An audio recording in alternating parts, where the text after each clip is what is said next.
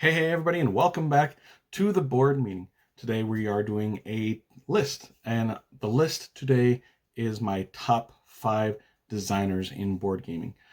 I thought about doing a top 10 list for this, and then I was looking through, and I decided to do top 5 because I wanted this to be more meaningful than what a top 10 list would be for this. Because I was like looking through, and I'm like, oh, this guy's good, but I'd only played like maybe 2 or 3 of his games, and I like the designer of Castell, Ander, uh, Mr. Vanderbeek, I think his name is. He's amazing game, but he's only designed one game, so I'm not going to put him into my top 5 favorite designers or anything like that, obviously. So I wanted to play at least like a majority or a good percentage of their catalog of games, and I wanted them to have several options for me to see what they have, not just like one good game, but several good games out there. And I kind of broke that rule with the first one, with number 5, and I really heavily debated putting this person on here because I don't like a ton of this guy's games. I like about 50% of his games. This is number 5 is Reiner Knizia, Dr. Reiner Knizia. He is put out. I looked on BGG. He has to his name accredited over 660 different titles on BGG, and of course some of them are going to be like little expansions and stuff like that. But he puts out a couple dozen different games every single year. So I haven't played even half his games, but I've probably played 80 to 90 different games from Reiner Knizia, and I'd say about half of them are really good to me, and half of them aren't very good to me. Why I put him on this list, though, is because of the games that I do like from him. If I see his name on the front cover of a game, I want to check it out. He makes these really lightweight games, and even if I don't like them, it's not going to be a large investment of time in learning the game or playing the game, because most of his games don't take more than 30 to 40 minutes.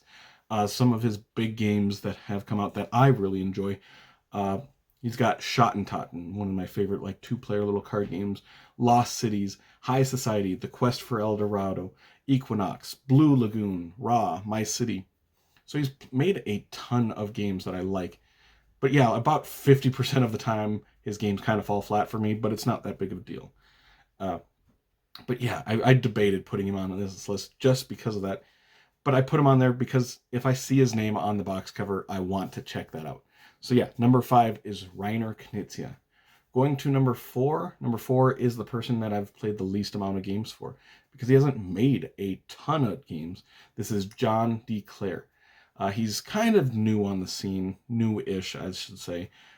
So he hasn't made a ton of games, but every single game I have played of his are amazing.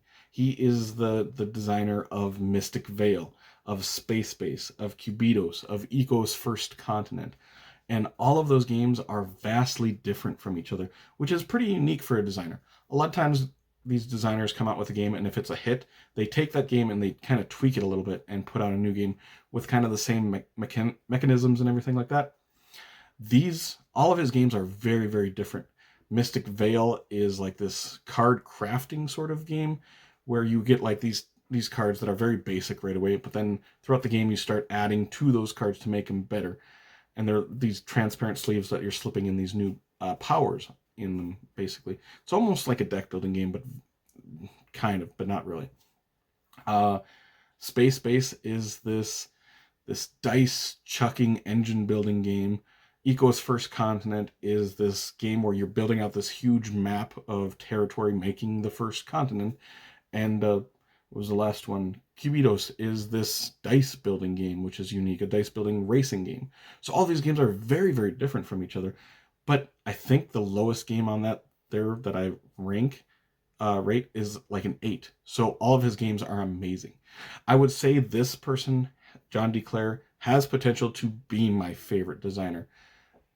Say after 7 games or so, and I think all of those games are amazing, he would probably be my favorite designer. I'm very excited for any of the games that he's coming out with. I think he's a rising star in the industry, and he's going to start putting out more and more games, I believe. He has some other games from a few years back that I haven't played yet, but these 4 I have, and they're all absolutely amazing. I say he's number 4 just because I haven't played a ton of his games. I've played the majority of his games, but all of them are absolutely amazing. 4 with the potential of actually being number 1. So going to number 3. Number 3 is Phil Walker Harding. This guy puts out a ton of games, and his specialty is kind of making these light games, but they've got a lot of strategy and depth to them.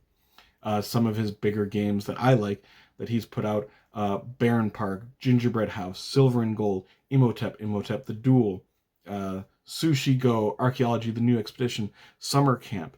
He's put out like a ton of these games, and like I said, they're usually all very simple games, like a couple minutes to teach his games, but they've got these depth to them that you're going to really enjoy. You can teach his games to new people as like a gateway style game, but you can play these games with gamers and they're still going to enjoy it because of the strategy and depth that go along with his games. He is, I think, the best in the business at making these light games that have some strategic value in them still. So yeah, number 3 is Phil Walker Harding. I always want to say junior at the end for some reason, but Phil Walker Harding.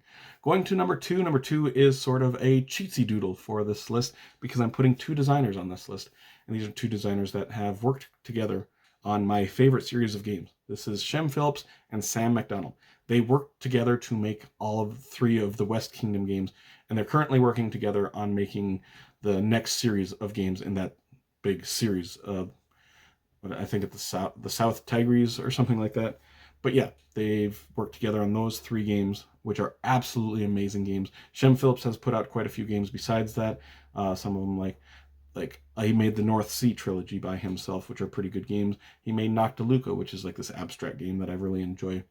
And Sam McDonald is newer to the design world, and he's only put out 1 so far with a couple on the way. But the one he made, Circadian's First Light, which is this dice placement, worker placement game, is absolutely amazing, highly underrated game. If you've never played it, I highly suggest it. It's one of my favorite in that genre.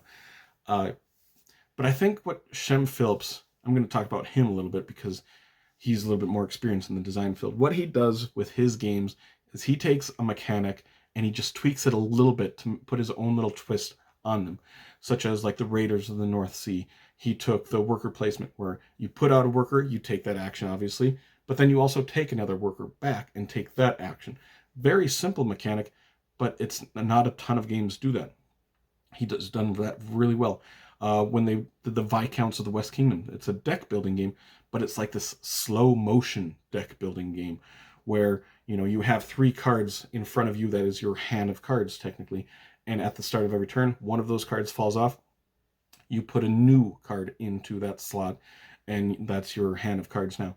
So it's like this slow motion deck building game. So I think what they do is they take a mechanic and they tweak it a little bit to make it interesting and unique to them. So yeah, number 2 is the combination of Shem Phillips and Sam McDonald. Going to number 1, and I think this is going to be a lot of people's favorite designer. He's made a ton of games, not as much as Reiner Knizia, of course. This is Bruno Cathala. He is the creator of some games that I like the King Domino series, which I like all of them in that series.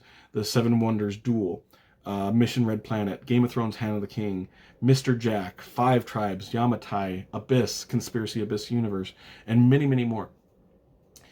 He is my favorite designer because I don't think all of his games are amazing per se, but I have played a few dozen of his games, and I've never played a game of his where I thought it was bad.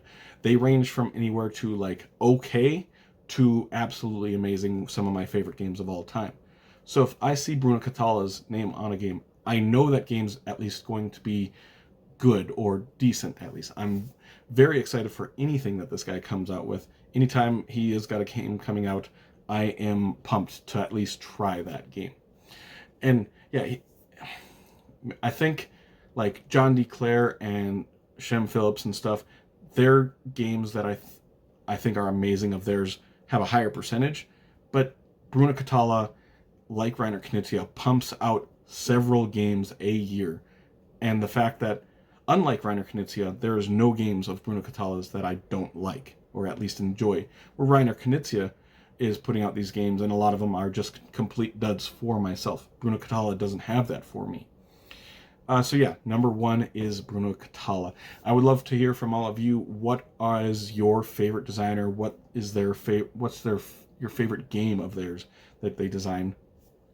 And either way, if you did enjoy this video, make sure to like and subscribe to see more weekly content from me, Shane, at the board meeting in the future. Hope you all have an amazing day. Take care, everyone.